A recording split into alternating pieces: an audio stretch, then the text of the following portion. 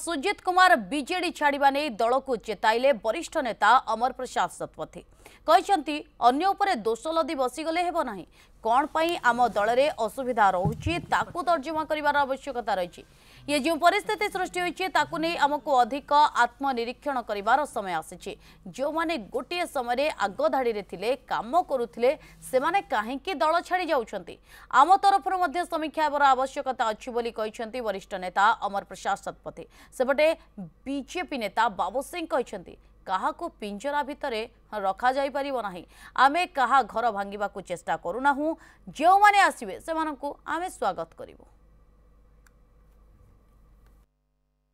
कौन पे आमर मध्य असुविधा रोची ताकू अधिक तर्जमा करिया आवश्यकता अछि दल तो गोटे बृहत्तर संगठन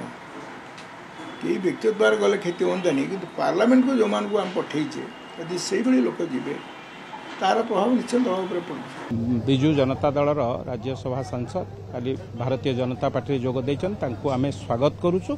भारतीय जनता पार्टी विश्वर सर्वबृहत दल एठी द्वार उन्मुक्त अछि जे